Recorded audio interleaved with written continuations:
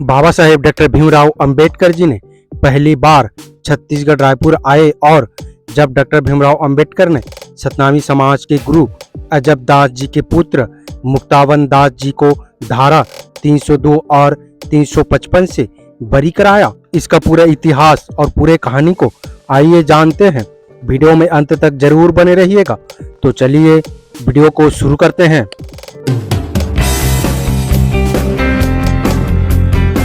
के Ambedkarite YouTube channel में आप सभी का स्वागत है। जय भीम। बाबा साहेब डॉक्टर भीमराव अंबेडकर 12 दिसंबर 1945 को रायपुर आए। मराठी वैज्ञ मराठी भाषा में बाबा साहेब अंबेडकर लेखन आणि भाषणे खंड 18 भाग 2 1937 से 1945 पाठ 230 पृष्ठ संख्या 583 से 584 में कम्युनिस्ट ऑफ सुन साधव रहा में दर्ज है कि 12 दिसंबर 1945 को वो रायपुर पहुंचे थे। उस समय भी उनका प्रभाव छत्तीसगढ़ के लोगों पर बहुत था, इसलिए डॉक्टर अंबेडकर को लोगों ने वहां बुलाया था। बाबा साहेब ने 1920 में मूक नायक, 1927 में बहिष्कृत भारत और 1937 में एक मैगजीन निकाली थी। जनता तीनों मैगजीनों का छत्तीसगढ़ में अच्छा प्रभाव था। छत्तीसगढ़ में एक महान संत थे, संत शिरोमणि गुरु घासीदास बाबा। गुरु जी के बेटे का नाम था अजब दास, उनके बेटे का नाम था मुक्तावन दास। मुक्तावन दास को जेल हो गई थी। वो कोई ग्रामीण घटना रही होगी जिसके कारण उन पर 302 और 355 की धारा लगी थी। वो रायपुर के केंद्रीय जेल में थे। उनसे बहुत लोग मिलने जाते थे और जेलर बहुत परेशान हो जाता था। बैलगाड़ी से लोग आते जाते थे, यातायात जाम हो जाता था, पूरा जेल प्रांगण भर जाता था। तो मुक्तावन दास को नागपुर के पास अमरावती जेल में शिफ्ट कर दिया गया। उसके बाद लोग यहाँ से बैलगाड़ी में मिलने वहाँ जाते थे, क्योंकि गुरु के पुत्र थे, बड़ा नाम भी था उनका, बहुत समर्थक थे। जब अन्य कैदियों ने देखा कि छत्तीसगढ़ से बैलगाड़ी में लोग मुक्तावन दास से मिलने आते हैं, इसकी क्या वजह है, तो मुक्तावन दास ने बताया था कि मैंने कोई जुर्म नहीं किया है। तो बाकी कैदियों ने कहा कि यदि तुमने कोई जुर्म नहीं किया है और कैद में हो तो तुम्हें एक आदमी बचा सकता है, डॉक्टर बाबा साहेब अम्बेडकर। मुक्तावन दास ने प्रयत्न किया। मुक्तावन दास जी ने अपने मित्र नकुल देव ढीढ़ी जी को कहा कि बाबा साहेब अम्बेडकर से संपर्क करें। नकुल देव ढीढ़ी जी ने डॉक्टर अम्बेडकर को संपर्क किया। उस समय CPN बरार था। वर्तमान छत्तीसगढ़ मध्य प्रदेश का क्षेत्र भी शामिल था। नागपुर राजधानी थी। हाईकोर्ट भी नागपुर में था। तो बाबा साहेब मुक्तावन दास का केस लड़ने हाईकोर्ट नागपुर आते थे। वो प्रकरण 1929 में लड़ा गया। उसका नंबर था 1872। उस प्रकरण में 2 जज नियोगी और ग्रोवर थे। बाबा साहेब उस केस को लड़ते हैं और मुक्तावन दास बाइज्जत बरी हो जाते हैं। मुक्तावन दास जब बाइज्जत बरी हो जाते हैं तब छत्तीसगढ़ लौटे हैं तो चांदी के सिक्कों से तौला गया। उसी के बाद बाबा साहेब को छत्तीसगढ़ आने का निमंत्रण दिया गया। छत्तीसगढ़ में उस समय बहुत लोग बाबा साहेब का समर्थक थे। डॉक्टर अंबेडकर के छत्तीसगढ़ प्रवास पर कई लोगों ने उनकी अगुवाई की। इसके भी अलग तथ्य है। बाबा साहेब के जो एक मैगजीन आती थी, जनता पर जागरूकता आई थी, समानता की भावना आ गई, शिक्षा का प्रसार हुआ। बाबा साहेब जब आए तब बंसीराम रामटेके, धनाराम मिसनकर, राजनांदगांव वर्तमान बालोद जिले के अर्जुदा से, चौराम महेश्वर ग्राम झुंगेरा से JR सुखदेव गुरुजी, धमतरी से ज्योतिराव वैद्य, महासमुंद से नकुल देव ढीढ़ी थे। नागपुर से साथ में बाबू LLML हरदास, मिस्टर आवड़े बाबू भी साथ आए थे। नकुल देव ढीढ़ी शुरू से सामाजिक कार्यकर्ता थे। छत्तीसगढ़ को अलग बनाने के लिए सत्याग्रह प्रारंभ भी नकुल देव ढीढ़ी ने ही किया था। इसके लिए वो 2 बार जेल भी गए थे। जमींदार जुझारू थे, सामाजिक असमानता के खिलाफ लड़ते थे। डॉक्टर बाबा साहेब की भी यही भावना थी। नकुलदेव ढीढ़ी डॉक्टर भीमराव अंबेडकर से बहुत प्रभावित थे। बाद में अंबेडकर की राजनीति पार्टी आरपीआई के सदस्य रहे। भारतीय बौद्ध महासभा के प्रेसिडेंट रहे। मुक्तावन दास जब बरी हुए थे, रायपुर आमापारा में एक कम्युनिटी का हॉस्टल था। वहाँ एक गढ़ था। वह निश्चित जाति के लोगों की शिक्षा का कार्यक्रम होता था। जब मुक्तावन दास कैद से मुक्त होकर छत्तीसगढ़ आए, बाबा साहेब का बृहद उनके ऊपर था। मुक्तावन दास वहां से आने के बाद उनकी पार्टी मजबूत हुई। बाबा साहेब की पार्टी अब pi Republic party of India का छत्तीसगढ़ में गठन किया गया। लोगों की समानता के लिए लोगों को जागरूक किया। असमानता खिलाफ लड़ाई लड़ी। छुआछूत की भावना थी, उसके लिए नकुलदेव ढीढ़ी उनके सहयोगी गांव-गांव दौरा करते थे, राउटी लगाते थे, जागरण का काम करते थे। इस तरह की बैठक लेकर छत्तीसगढ़ में जन जागरण की अभियान चलाया।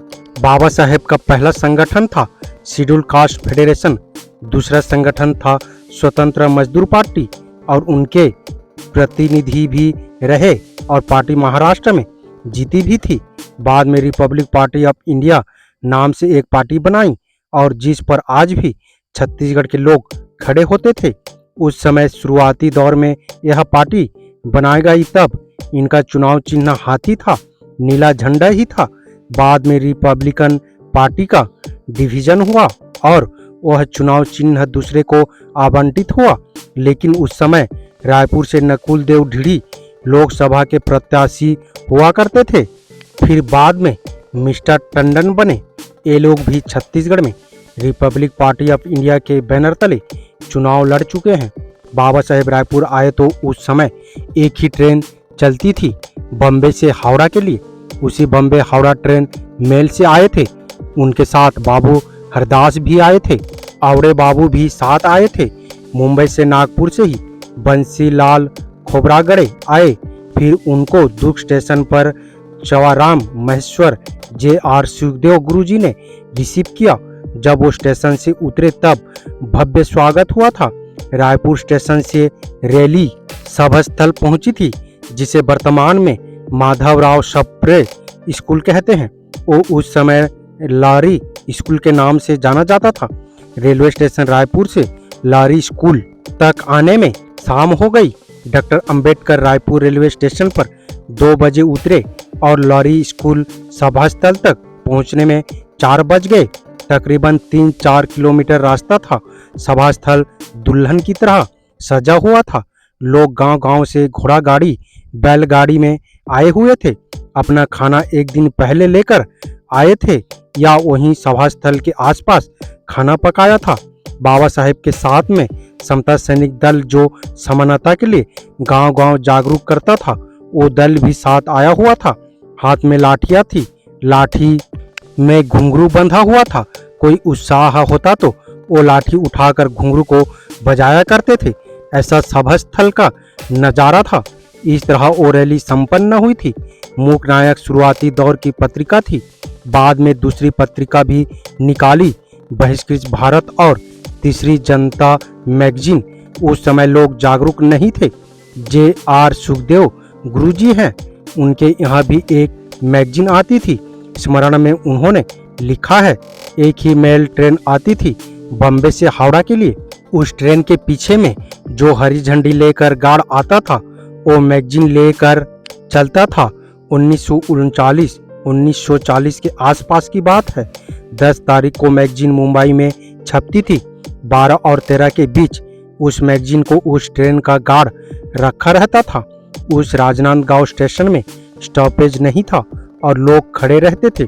ट्रेन का गार्ड देख लेता था और वो जानता था कि ये लोग मैगजीन के लिए खड़े हैं, तो 10-20 लोग मैगजीन के लिए खड़े रहते थे। 2-3 मैगजीन वो फेंकता था, जिस पर लोग झपट्टा मारते थे।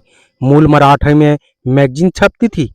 शाम को राजनांदगांव के घनाराम सिमनकर उस मैगजीन को ट्रांसलेट कर उन 10-20 लोगों को बताते थे। वही मैगजीन फिर अर्जुदा के टिकरी गांव में पदस्थ J.R. सुखदेव लाते थे और दुर्ग में भी उस मैगजीन का प्रचार प्रसार हुआ। बाबा साहेब रायपुर आए, सभा हुई।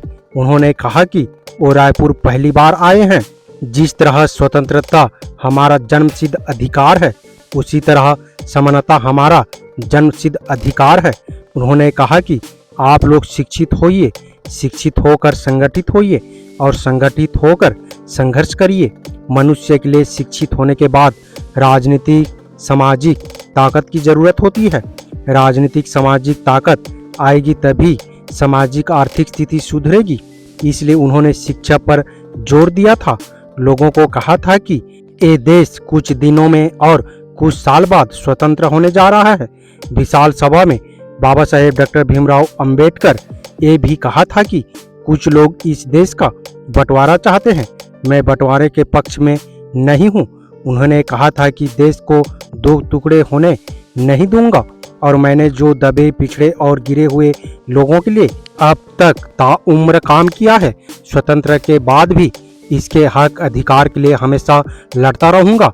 इनके अधिकार की लड़ाई के लिए मैं एक कदम भी पीछे नहीं हटूंगा। बाबा साहेब डॉक्टर भीमराव रामजी अंबेडकर नाम से ही लोकप्रिय थे। भारतीय बहुज्ञ विधिदाता, अर्थशास्त्री, राजनीतिज्ञ, लेखक और समाज सुधारक थे। दलित बौद्ध आंदोलन को प्रेरित किया करते थे। अछूत दलितों से होने वाले सामाजिक भेदभाव के विरुद्ध अभियान चलाया करते थे। श्रमिकों, किसानों और महिलाओं के अधिकारों का समर्थन भी किया करते थे। स्वतंत्र भारत के प्रथम विधि एवं न्याय मंत्री, भारतीय संविधान के जनक, भारत गणराज्य के निर्माताओं में से एक थे। उम्मीद करता हूँ वीडियो को समझ गए होंगे। अगर समझ गए हैं तो अपने परिवारजनों को, दोस्तों को, मूल निवासी, SC, ST, OBC, Bahujan Samaj को शेयर जरूर करें ताकि उन्हें भी पता चल सके, जानकारी हो सके। मेरा आप सभी बहुजन समाज, मूल निवासी अम्बेडकरवादियों से अपील है, हम अपने समाज को जागरूक करने के लिए बहुत मेहनत करते हैं और अम्बेडकर विचारधारा वाले वीडियो को लाते रहते हैं। आपकी एक सब्सक्राइब हमारे हौसले को बुलंद कर हमें दोगुनी हौसला प्रदान करता है, मजबूत करता है। इसलिए आप सभी से गुजारिश है कि हमारे चैनल को सब्सक्राइब करके हमें सपोर्ट जरूर करें ताकि हम अगले नए वीडियो डालें तो आप तक नोटिफिकेशन जा सके और कुछ महत्वपूर्ण जानकारी मिल सके। धन्यवाद। जय भीम, जय संविधान, जय मूल निवासी।